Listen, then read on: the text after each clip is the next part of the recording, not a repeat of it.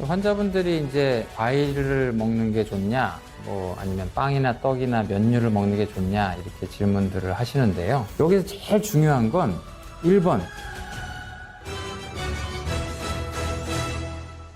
안녕하세요. 건강한 신 구독자 여러분. 저는 서울대학교 병원 신경과 이승훈 교수입니다. 당뇨가 되면 포도당 때문에 벌어지는 합병증들이 생깁니다. 포도당은 뭐 이렇게 얘기하니까 악당 같은데, 포도당은 실제로 우리 몸에 없으면 죽는 물질입니다. 없으면 저혈당으로, 저혈당이 되면 어디가 죽냐? 다른 장기들은 조금 저항성이 있는데 뇌가 죽습니다. 뇌가 포도당과 산소만 사용하기 때문에 여러분들이 식사를 오늘 내가 뭐 다이어트를 하겠다고 막 굶으시면 진짜 다음 날쯤 되시면 거의 이제 죽을 정도로 굉장히 괴로우실 텐데, 그게 어디가 괴로워하는 거냐? 뇌가 괴로워합니다. 뇌가 엄청나게 포도당이 안 들어온다고 괴로워해서 결국에는 몸에서 어떻게 하냐면, 가장 포도당을 잘 만들 수 있는 곳이 이미 저장된 간에 있는 글리코겐을 쓰고 그거 다 썼다. 그럼 여러분들의 근육을 녹여요. 그걸 당신생이라고 하는데, 가장 편한 방법이기 때문에 여러분들이 굶게 되면 바로 다음 날부터 여러분들의 근육이 녹아나가기 시작을 합니다. 뇌를 위해서.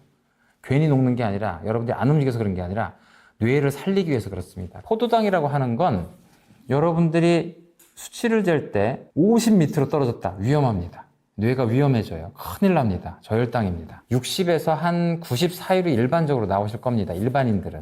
근데 당뇨가 되면 130을 넘어가게 돼요. 대개 126을 넘어가게 돼. 그럼 포도당이 많으니까 좋네. 좋죠. 뇌 입장에선 좋습니다. 뇌 입장에선 좋은데, 이 많은 포도당이 혈색소에 붙어서 당화혈색소가 된다고 한 것처럼 다른 여러 가지 단백질이나 펩타이드 이런 곳에 달라붙습니다. 이렇게 달라붙으면 그 물질이 당화 최종 산물이라고 하는 물질로 변하게 되는데, 영어로는 AGE라고 합니다. 이 AGE들은 우리 몸의 염증의 매개체가 됩니다. 우리 몸에서 몸을 방어하기 위해서 벌어지는 과정이 염증인데, 방어하기 위한 건데, 대부분 과잉 반응을 하면서 정상세포가 파괴될 수도 있다는 것이 염증이거든요. 그럼 파괴될 수도 있는데 이 물질들로 인해서 염증의 정도가 세진다고 봐야 돼요. 더 파괴하게 되는 거죠. 그래서 여러분들의 만성염증의 아주 대표적인 병변이 동맥경화증입니다. 동맥경화증은 아주 명백하게 염증이거든요. 그 염증이 더 심해진다는 얘기는 동맥경화증이 심해진다. 그래서 당뇨가 있는 사람은 모든 혈관에 동맥경화증이 더 빠른 속도로 나빠지게 됩니다. 포도당이 없으면 죽지만 60에서 90 사이에 공복 혈당을 유지하는 게 참 좋지만, 결국엔 130을 넘어가서 여러분들이 당뇨가 되면 여러분들 혈관 건강에 굉장히 안 좋은 사건들이 벌어지기 시작을 합니다. 결국에는 망막에도 문제가 생겨서 눈이 멀거나, 신장 굉장히 많이 문제가 생겨서 신장 투석을 해야 되는 분들이 많이 생기게 되고, 결국에는 동맥경화증도 되게 심해져서 뇌졸중에 오시게 되는 분들이 많습니다. 당뇨 환자들한테 동맥경화 검사가 필요하냐라고 하면은 기본적으로 필요하죠. 왜냐하면은 그 당뇨 환자가 애초에 당뇨만 생기는 분들보다 대사적으로 좀 안 좋아서 비만이나 운동 부족이나 또 고혈압도 가지고 있는 경우도 많고 하기 때문에 애초에 동맥경화 초기 병변이 있을 가능성이 있어서, 당뇨가 이미 생긴 환자분들은 기본적으로 동맥경화 스크리닝을 해보시는 게 좋습니다. 목동맥, 경동맥 초음파를 해보셔서 목동맥이 깨끗한지 여부를 이제 그걸 지표로 삼으시면서 한번 보시면 좋을 것 같습니다. 혈당이라는 거는 혈액에 있는 포도당만을 말합니다. 그래서 포도당 수치가 얼마냐. 그리고 포도당은 글루코즈, 전분이라고 된 곡식과 구황작물이 분해가 됐을 때 마지막 최종 산물, 포도당입니다. 그럼 과당은 뭐냐? 과일에 많은 당이라서 과당이라고 붙었어요. 포도당은 왜 포도로 만든 당인데 왜 전분이냐? 이름 잘못 붙인 거죠. 예전에 이제 글루코스라는 말의 어원이 포도라는 단어의 어원에서 똑같이 왔어요. 포도 먹는 것처럼 맛있다고 생각했어요. 이거를 당을 분리해낸 다음에 이걸 포도당이라고 하자라고 잘못 붙인 거죠. 포도에도 그 당이 있긴 하지만 사실은 곡식에 많은 건데, 밥, 밀, 감자, 고구마, 얘네들은 분해되면 거의 99.9% 포도당으로 변합니다. 순전히 뭐 바게트빵을 먹는다, 전부 다 우리 몸에서는 포도당으로만 변합니다. 잡곡을 먹으면은 대사적으로 두 가지 면에서 나쁘지 않은데요, 백미를 드시면 거의 순수 탄수화물, 포도당을 드시게 되는 거라서 좋죠. 굉장히 푹신하고 맛있고 그렇죠. 근데 잡곡을 드시면 까끌하고 막 이런 것들이 포도당을 제외한, 포도당이 뭉쳐있는 탄수화물을 제외한 여러 미네랄이라든지 전해질 그런 것들에 해당된, 그 다음에 섬유소도 사실은 탄수화물입니다. 여러분들이 섬유소는 또 특별하게 생각하실 것 같은데, 이 셀룰로스라고 하는 섬유소는 그것도 탄수화물인데 인간이 사용하기 힘들어서 그런 것 뿐이에요. 그러니까 사실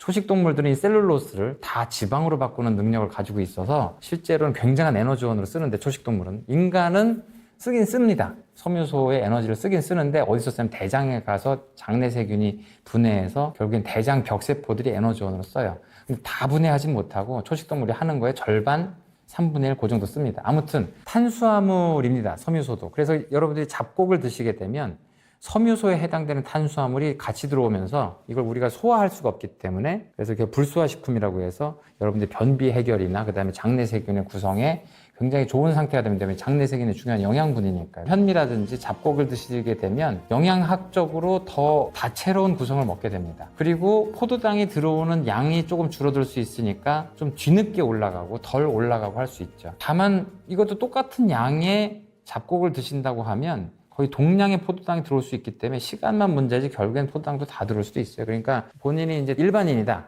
그럼 열심히 잘 드시는 건 좋고, 당뇨 환자다. 저는 잡곡을 먹으니까 최선을 다하고 있어요. 그러기에는 양을 줄이셔야 됩니다. 당뇨 환자는 과잉 칼로리가 되지 않게 하시고 탄수화물을 어떻게든 줄이셔서 포도당 양을 줄이고 이렇게 하셔야 됩니다. 그때는 뭐 잡곡으로 먹으니까 좋다 이게 아니라 잡곡조차 줄여야 되는 상황이 되는 거죠. 과당은 그냥 과일에 있는 당을 말하는 게 아니라 프럭토스라고 하는 생화학적으로 구조가 명확하게 밝혀진 어느 한 물질을 말하는 거예요. 과일에 무조건 과당만 있는 건 아니고 한 대개는 50에서 한 70% 정도 과당을 가지고 있고 나머지 한 30에서 50% 정도가 포도당이에요. 과일은 기본적으로 과당이 많습니다. 여러 과일마다 성분들마다 조금씩 다르지만 50에서 한 70% 많으면 80%까지 과당을 가지고 있습니다. 과당은 포도당보다 1.5배 정도 달기 때문에 과일을 먹으면 여러분들이 맛있다고 느끼죠. 달다, 맛있다. 과일에 있는 많은 과당이 실제로는 우리가 과당을 몸에서 쓰지 않고 대부분 쓰지 않고 포도당을 쓰기 때문에 우리 입장에서 쓰지 않는 게 들어왔으면 어떻게 하겠어요? 이걸 변환시켜서 저장을 하겠죠. 그럼 과당은 뭐로 변환되기 쉽냐? 거의 지방으로 가거든요. 과당을 먹는다는 행위는 진화적으로 과당이란 과일을 많이 먹어둬서 밥을 못 먹을 때를 대비하기 위해서 지방을 만들기 위해서 만들어 놓은 대사 과정이에요. 과거에는 지방을 만드니까 만세를 불렀죠. 지금은 지방을 만들면 이제 죽어야 되는 거지. 한번 기계적으로 한번 생각을 해볼게요. 똑같은 100g의 밀가루를 먹었다. 과일을 똑같은 걸 100g을 먹었다. 그러면 일단 여러분들의 혈당에서는 곡식으로 먹은 포도당이 여러분의 혈당에서 높은 수치를 치게 될 겁니다. 그럼 과일을 먹으면 덜 올라갑니다. 덜 올라가요. 그리고 과일을 먹으니까 좋네라고 생각하실 수 있는데 나머지 과당은 그날 정상 칼로리 이상 드셨으면 거의 지방으로 가십니다. 더 살쪄요. 포도당은 지방으로 가는 걸 억제하기 위한 여러 단계들이 있습니다. 왜냐하면 너무 중요한 물질이다 보니까 나중에라도 써야지 하면서 얘네들 대사를 늦추기도 하고 글리코겐으로 가기도 하고 일단 뭐 젖산으로 바꿔서 가기도 하고 정 안 될 때 결국 지방으로 가요. 왜 이렇게 많이 먹자면 지방으로 간단 말이에요. 근데 이 과당은 중간에 그렇게 글리코겐이나 머무르는 과정이 없고 일단 젖산으로 쓰려고 합니다. 상당 부분 젖산을 쓰려고 했더니 근데 과잉 칼로리를 먹어버렸어요. 그럼 젖산도 쓸 일이 없거든요. 젖산이 다시 돌아와서 지방 돼요. 과당을 먹게 되는 건 실제 여러분들의 살이 빠지지 않고 오히려 지방의 구성이 내장 지방으로 더 많아지면서 여러분들의 당뇨의 예후를 더 나쁘게 만드는 요인이 될 수 있습니다. 과일에 과당이 엄청 많은데 과일을 정말 많이 드시면 살찝니다. 살쪄서 비만해집니다. 그래서 그게 안 좋다. 왜 안 좋냐? 당뇨가 생깁니다. 그러니까 과당은 당뇨의 원인이 돼요. 비만과 당뇨의 원인이 된다. 그럼 포도당은 좋냐? 밀가루는 좋냐? 이걸 또 좋다고 말하기도 애매하죠. 왜냐하면 당뇨 환자가 포도당이 많아서 합병증이 생긴다니까요. 그럼 당뇨 환자는 포도당이 많아지는 음식을 먹으면 안 좋겠네요. 그럼 과당은 좋나요? 좋은 거 아닙니다. 당뇨 환자가 비만 때문에 생겼으면 과당을 또 많이 드시면 비만이 더 악화되십니다. 당뇨란 병 자체가 악화될 수 있는 거죠. 그래서 사실 당뇨 환자는 과당, 포도당 다 안 좋아요. 근데 당뇨가 없다? 그러면 과당, 포도당 다 드세요. 과일도 드시고 다 드십시오. 골고루 잘 드시는 게 제일 중요하니까. 다만 본인이 비만으로 가지 않는지를 잘 모니터링 해보십시오. 여기서 제일 중요한 건 1번 내가 당뇨가 있냐 없냐, 2번 내가 매일 먹는 게 과잉 칼로리를 먹냐 정상 칼로리를 먹느냐. 내가 과잉 칼로리를 먹는다면 대부분의 과잉 칼로리는 탄수화물이건 지방이건 단백질은 좀 안 그렇지만 다 지방으로 가버려요. 과잉 칼로리일 때 아주 쉽게 지방으로 가요. 과일이 좋아요, 밀가루 좋아요라고 하면 과잉 칼로리가 아니시면 둘 다 좋습니다. 당뇨 환자라면 둘 다 안 좋을 수 있으니 절대 과잉 칼로리 하시면 안 됩니다.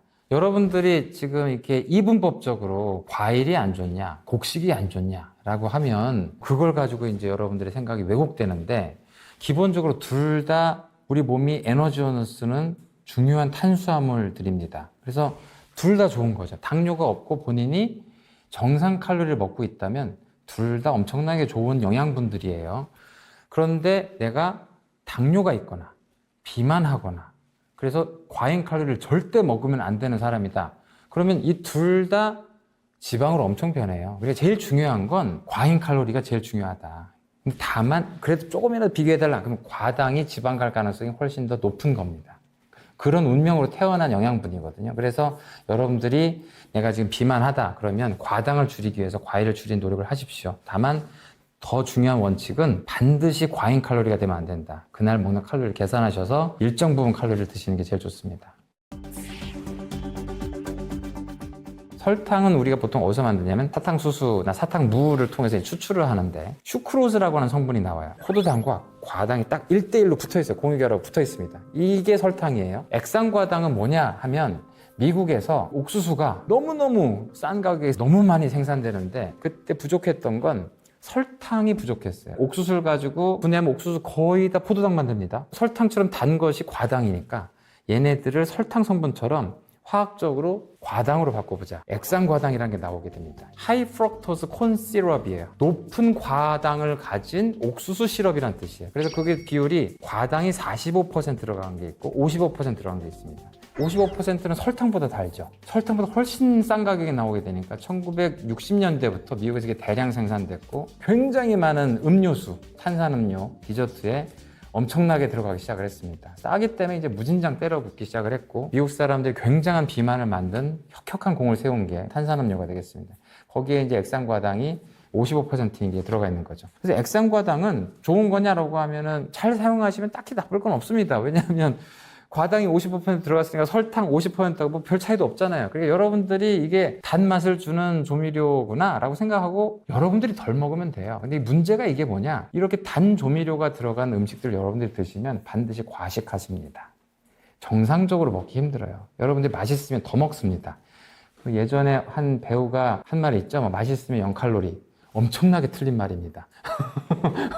맛있으면 과잉 칼로리입니다. 맛없어야 돼요. 사실 그 음식이 식단 조절의 가장 중요한 부분은 대부분 다 샐러드 먹고 소스도 별로 치지 마세요. 뭐 여러 가지 뭐 혼합된 곡식들 먹고 거기에 근본적인 생각은 맛없게 먹으란 얘기입니다. 맛없게 먹어야만 적게 먹어요. 그러니까 사실 여러분들이 맛있게 먹어서 치팅을 하겠다 하는 건 정말 일주일에 언제 하겠다는 생각만 가지고서 가져야지 여러분들이 이런 액상과당이나 설탕 이런 게 들어가게 되면 일단 먹는 순간 여러분들의 봉인이 해제되면서 훨씬 많이 먹게 됩니다. 여러분들이 잘 모르시는 게 순수한 고기를 드시면 고기 안에 있는 단백질과 지방 위주로 섭취를 하시겠죠. 놀랍게도 거기에 일부 탄수화물도 있어요. 미량이지만 있습니다. 아무튼 이걸 맛있게 만들겠다고 조미료를 많이 치신단 말이에요. 불고기나 갈비처럼 양념을 많이 하신단 말이에요. 엄청난 탄수화물이 들어갑니다. 사실 여러분들이 고기를 드시면서 나는 밥을 안 먹었어. 불고기하고 양념갈비를 먹었지. 탄수화물 엄청 드시고 설탕 엄청 들어가고 조미료 들어가면서 여러분들 생각보다 굉장히 많이 먹게 됩니다.